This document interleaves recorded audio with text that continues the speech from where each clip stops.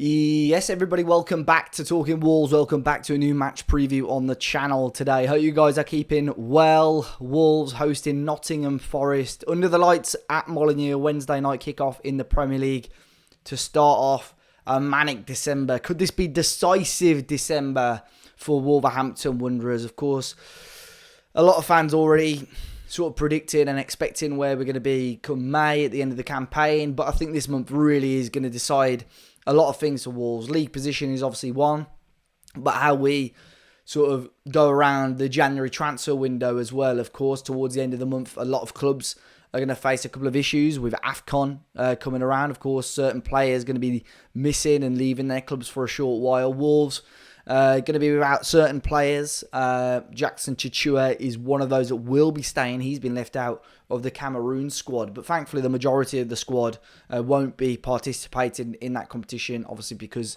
they're from outside of that region. But obviously, I'll give my thoughts on the on ahead of the match. We'll get the opposition perspective later on as well. I admitted, I think, on Sunday and yesterday on the podcast, I wasn't even aware there were games this weekend. I've sort of been so out of the loop with what's been going on. Maybe a little bit with Wolves and football and sort of blocking it out a little bit, but personally as well. But yeah, two games coming up at Molineux, both under the lights, Nottingham Forest and then Manchester United on Monday night. Forest will bring a really interesting test for Wolves. We've always had really close games against them in the Premier League, even when one or the other's doing pretty well in the league. Forest did get the better of Wolves last time out at Molineux, though. It was a really comfortable win for Forest, obviously under Nuno at the time, and it was still fairly early days of us with Vitor Pereira back then. But it'll be an interesting task as well. No Chris Wood for Nottingham Forest. A couple of doubts on certain players, and obviously Sean Dyche coming in now. Still fairly early days for Sean Dyche, but getting the results and doing quite well still for Nottingham Forest at the moment. It will be interesting to see how Wolves can build, if they can build, on the momentum that they had after the game against Villa. Of course, on the face of it, if you're a neutral looking in, you'll see that Wolverhampton Wanderers lost that game 1-0. But I think the result and the performance for us Wolves fans probably showed a little bit more. It showed more encouragement, more improvement than what we've seen over the course of the season. And all of a sudden, it just feels like that first win, which will be a huge weight off our shoulders, by the way. But it just feels like it's round the corner. I don't know whether it'll be tomorrow night. I don't know whether it'll be next Monday. But it feels like it's imminent for me. And I'm really hoping it does come sooner rather than later, because I think, clean slate if we can get that win and just go from there. We had Rob Edwards' pre-match press conference earlier on today. Again, pretty positive, as he always is, to be honest. I enjoy watching those press conferences, and I think the way he worded it was that the players are sort of on board and with what he's trying to achieve, and I think they took improvement and encouragement from the performance on Monday. In terms of availability, obviously there were a couple of players that had knocks in that game. João Gomez and Totti Gomez both said to be available. Matt Doherty is back in training now, so he could be in contention to make the squad. Very unlikely he starts tomorrow, as you would expect, but in contention to being in the squad. Ladislav Krejci, though, is still a doubt. Unlikely that he's going to be around for tomorrow's game, but maybe next week against Manchester United he might be back and available once again. But in terms of starting lineup, I would possibly start similar, if not the same team as we saw on Sunday, to be honest. I think it worked quite well with what we were trying to achieve. He may drop one of the attackers, potentially Arias, to bring Tolu back into the frame to try that out again. I think Bellegarde needs to stay in. He was probably one of the more creative players for me on Sunday, and I think he was a more than adequate replacement, if not better replacement, obviously, for Marshall Manetzi, who just struggled to show quality last weekend. So for me, I think you start the bulk of that team the same. There's not much you can change with the back five, other than maybe Hugo Bueno coming in for Muller-Wolfer, who I don't think had the worst game. I think you keep the midfield too. I think that Sunday probably showed for the first time that team could be, from the players available, could be Rob Edwards' best 11 up until January. So I would go unchanged. I'd be very intrigued to hear your thoughts on that starting 11 and see what else we can do. But we need something to click. We need Jean Arias to click. We need Jorgen to start scoring the goals again. We need some more quality from the wing-back areas. and it feels like one win can really, really just help Wolves take that weight off their shoulders. But let's wait and see. And try and get behind the boys. It's always difficult when it's hump day, middle of the week, cold and dark atmosphere. But I really hope they can give us something to cheer on tomorrow, and we get the atmosphere, because the atmosphere for parts of the Palace game was good as well. I understand, obviously I wasn't at Villa Park, but I understand the atmosphere was great in the away end as well. So let's wait and see. But as always, it was great to catch up with George, the Nottingham Forest fan, to get his thoughts ahead of this week's game. And obviously the manager debacle Forest have had under Marinakis this year, and what his thoughts are on Sean Dyche so far. So then, George from the 1865 Forest podcast, thanks for jumping back on again, George. How you been keeping, man? Yeah, I'm good, mate. Thank you. Yeah, obviously I was quite disappointed with the start to the season, but being on this podcast, I suppose I can't really complain. Exactly, mate. Yeah, we've not had a great time as Wolves fans, but it's been really up and down, hasn't it, for Forest? 3 different managers already this season. I suppose I can't be too surprised with Mr. Marinakis in charge. I suppose you're always going to get a roller coaster of a ride with him at the top. Nuno, who obviously Wolves fans know a lot about, Ange Postecoglou, now most recently Sean Dyche. George, what's your take on that whole situation of Nuno going, Ange coming in and Ange moving on? And then obviously we'll talk about Sean Dyche a little bit later. Yeah, I think we're finally where we wanted to be. I think we're happy with Sean Dyche, and he's certainly the man to take us forward. The whole Nuno thing was, if you'd have said at the start of the season, and it wouldn't be our manager after 4 games, would have been, oh, maybe he's been poached by one of the top teams or something like that. We'd never have imagined that he'd be fired. But he was unhappy with some stuff that was going on behind the scenes in terms of recruitment. And I know he sort of threw his toys out the pram a little bit at Wolves, and it was sort of a similar thing that he did under Marinakis. And as you mentioned, you can't really badmouth many owners, but if you do that to Evangelos Marinakis, then you're almost digging your own grave in a way. And he didn't do it once, he did it 3 or 4 times, and it just felt like he had to go, really. And as much as Forest fans still had a lot of love for him, and still do, I think we all supported our owner's decision. What we didn't support was the appointment of the fraud from Australia. I think a lot of us foresaw what was to come, but some people tried to get behind it, I think purely just out of positivity and hope. I never thought, and it's easy to say in hindsight, but I went on Sky Sports and I said I didn't think this was a good fit for Forest, and it became evident after the first few games when he's just clueless. And the biggest thing about it was Nuno is such a tactician, and you can see him on the touchline. He's always at the end of his technical area making changes. And Sean Dyche is the same. Postecoglou would stand there for 90 minutes and make no movement. He wouldn't talk to the bench or the subs or the players on the pitch, barely. And there was just no passion behind it. And he came in, and Nuno got behind everything that the club was in terms of community, as did Steve Cooper before. And obviously Sean Dyche is a Nottingham man, and he's got 2 ex-players in his coaching staff. But Ange Postecoglou just made it the Ange Postecoglou show.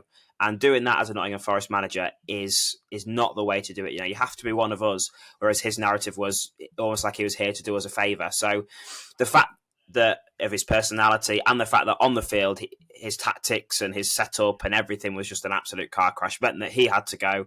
And then the situation with Sean Dyche, we're a lot happier. I think he plays to the player's strength, something that Ange didn't do, and we just seem far more comfortable and confident. And obviously we lost against Brighton at the weekend, and I think the run of form under Dyche has been solid, and if we hadn't have had the start under Ange, then you can probably, losing to Brighton is okay, we'd be in a decent position. But because we went through 8 games of the season without winning, then it almost makes those results more important than it would be if we were sort of mid-table. Yeah, it was weird with the Ange. We know, like I said earlier, we know what Nuno's like, and Ange was a weird... I like Ange as a manager. I think he didn't... Obviously, the league position and so on at Spurs wasn't great last year, but sort of his personality as a neutral I sort of liked. But I think at Forest it turned quite quickly, didn't it? I'm sure after a couple of games, 2 or 3 games, I think fans probably saw that it wasn't going to work out, because I think there was a lot of negativity on social media. I think there was certain jeers maybe from the crowd after a few games as well. So I think the writing was on the wall quite early with that one. It didn't help. So he had 4 away games in his first 4 games. So that obviously isn't a help. Yeah. His first one was Arsenal, which, we lost 3-0 away at Arsenal. That's not the worst result ever. But then we went away to Swansea. We were 2-0 up or 2-1 up with sort of into stoppage time, and we lost 3-2. And I think from then it was just a domino effect. His first home game, we lost at home to Midtjylland, and a lot of the crowd, not me because I don't ever support sort of chanting negative against your club, but most of the stadium was singing "You're getting sacked in the morning" on his first ever home game. So, yeah. the thing was, he sort of did press conferences and he referred to Tottenham as "we." And he referred to Forest as the current space. So he never got behind what we were after. And then because he didn't get results on the pitch, I think there was just no patience there from anybody at the club. And Marinakis was, for once, maybe more patient than the fan base. Yeah, it'd be very interesting to see what his next steps are, because I think you're right. He sort of you go from somebody like Nuno, who was very, like you said already, community orientated, to someone like Postecoglou, who I think arrogant is possibly the right word to An understatement. Yeah. But on to Dyche now. I think, again, a very safe appointment for Forest. I think a lot of teams, probably including Wolves at the time when we were sort of trying to give Vitor Pereira a little bit of time. Nuno had gone, as he's gone to West Ham. Obviously, Dyche was available and he's gone to you boys. What was your thoughts on the appointment at the time? And I know you sort of mentioned it a little bit earlier on. It's been a decent start, but what's your thoughts so far on how he's kicked off as Forest head coach?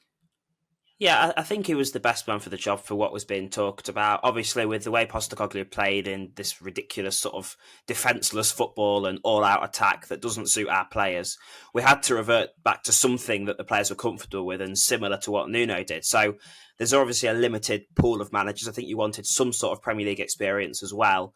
And then the names that were going out were sort of Rafa Benitez and people like that. So I think of what was available to Forest, Sean Dyche was the best that they could have got, particularly because of his local links, from going to Postecoglou, who, as I mentioned, felt so disconnected to Forest as a football club, to Sean Dyche, Ian Woan and Steve Stone. Dyche, who came through Forest Academy and played under Brian Clough. Woan and Stone, who made, I think, over 400 appearances combined for the club, and it was before my time, but so much of the fan base was behind that element of it as well. So, yeah, he's came in, he's a safe pair of hands. And when I first heard about him coming in, I thought, it's possibly not the right appointment, just because I thought we're accepting we're in a relegation fight. But actually, I watched us lose 3-0 at home to Chelsea, which was Postecoglou's last game, and I actually thought, seriously, we were in this relegation fight. I think West Ham was starting to pick up under Nuno, and I thought we have to act now, because we can't afford to throw away a third of the season and be chasing, especially with the Europa League that we're going to want to prioritise. So Dyche just came in and, he settled it down. He lost away at Bournemouth. That was his only loss until the Brighton loss at the weekend, and every Forest manager seems to lose away at Bournemouth. Forest just looked far more comfortable. I think we've all got faith in him, and a lot of the players are talking about how much it just feels like Forest again, and that's what I think we lost our identity in that sort of 39-day experiment. And Dyche has now been here longer than Postecoglou, and certainly had much more of an impact. And I got to say, people like Jeremy Carragher went on Sky Sports and they said, you can't judge Postecoglou after 8 games, it's too short of a tenure. Well, Sean Dyche has had now the same amount of time and done far better, so he's proved those to be rubbish, those opinions. Yeah. Are you concerned at all in terms of the long-term plan for Dyche, that there is potentially like a ceiling there? Because I think you see how well Forest have done, especially under Nuno last year, European football, which you mentioned there. And I have no doubt, if things were a lot tidier behind the scenes between Nuno and Marinakis and the recruitment side of things, you'd be pushing top half again. Under Dyche, of course, he'd done a fantastic job at teams such as Burnley, but Everton, it almost seemed like there was just a ceiling. Like, he's a safe pair of hands. He'll keep you more than likely keep you in the division with the resources you've got, but he probably won't help you take the next step. Is there any reservations like that in your mind, or are you confident that he can maybe, break that barrier and take the next step with Nottingham Forest? Yeah, that was definitely a thought from him under Everton, and you see what David Moyes has done since he's came in and taken that to that step that Sean Dyche couldn't do. It's the first job that he's had with a lot of backing, a lot of money. Everton and Burnley were very restrictive, weren't they? So I think we almost don't know what we're going to expect. It's certainly his time to shine, and I think this is what he's been waiting his career for almost, particularly his coaching staff. Ian Woan did an interview with Radio Nottingham and said, how him and Steve Stone were just praying that Sean Dyche took the job and stuff like that. So I think he's got that bit of extra motivation that maybe he wouldn't have had at Burnley and Everton, and that's almost a subconscious thing. And I also think there may be a ceiling. We don't know, obviously, what the future holds, but Forest have got to let it come to that ceiling. With Nuno, obviously, he fell out with the ownership and things like that.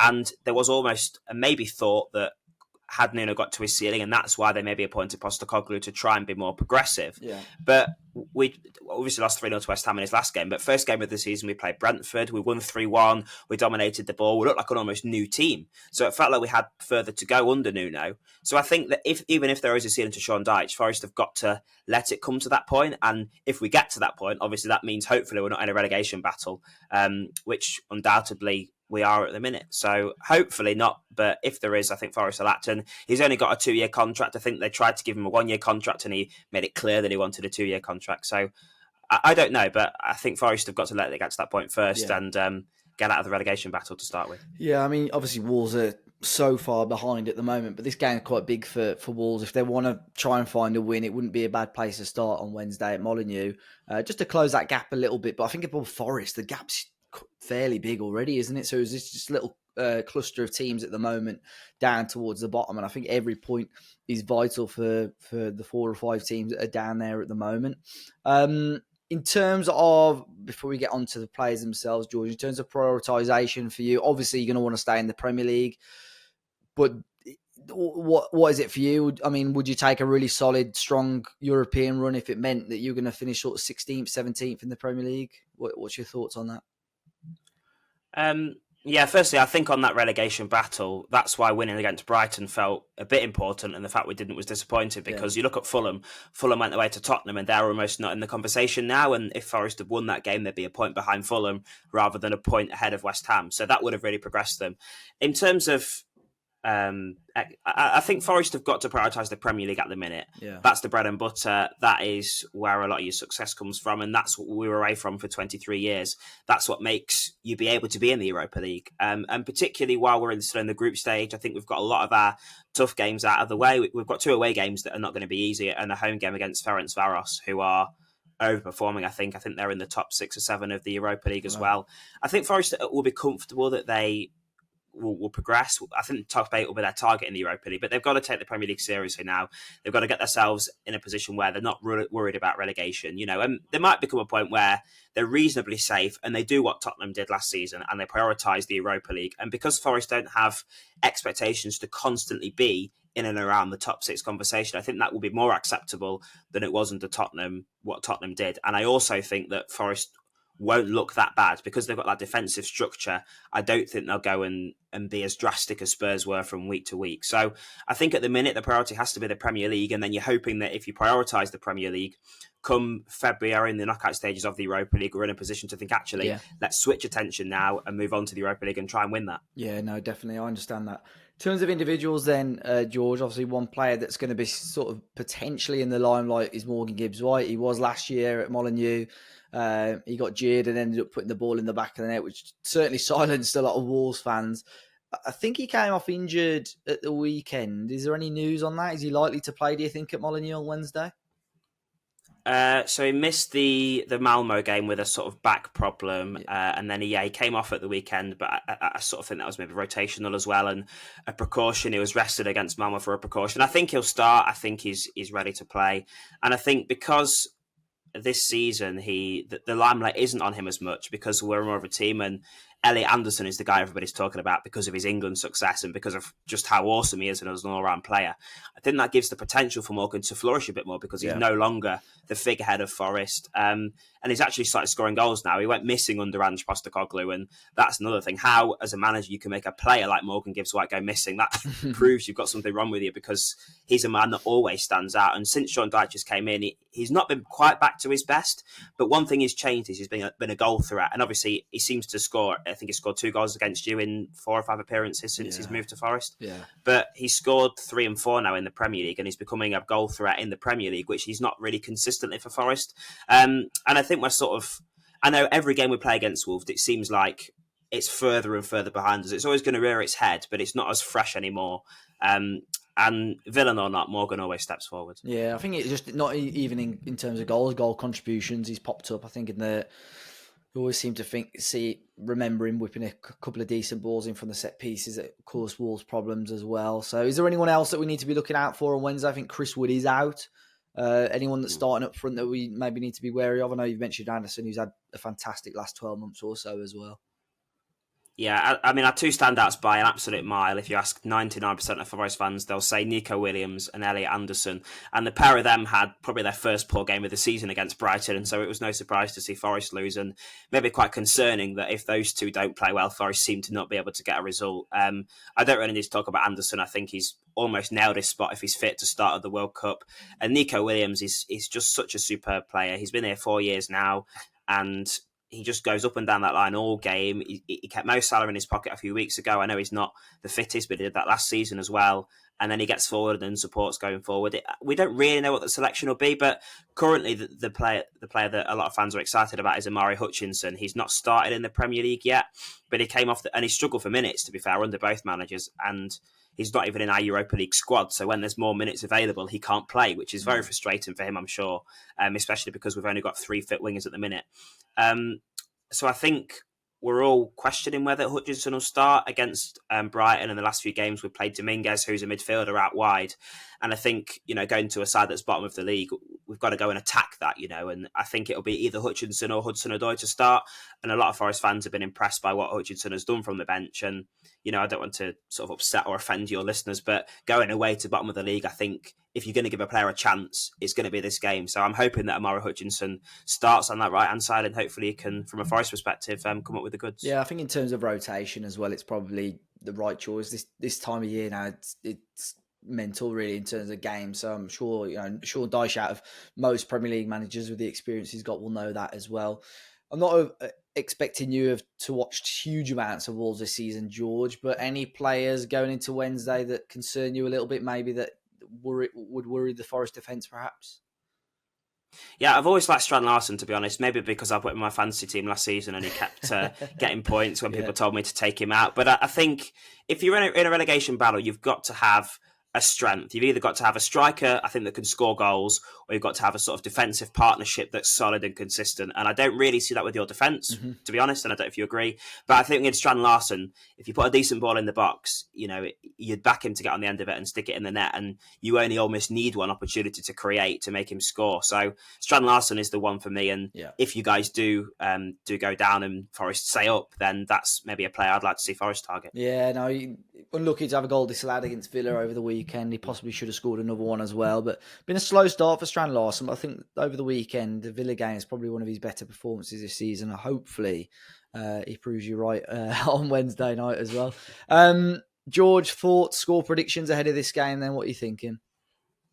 Now, I'm sure most opposition fans coming into this game with where you guys are have sort of said an overawing victory for their team, but maybe it's just that, I've been going to Forest for 10 years. I know exactly what we're like. And I said to you off camera before that we're like Charity FC. I hope so.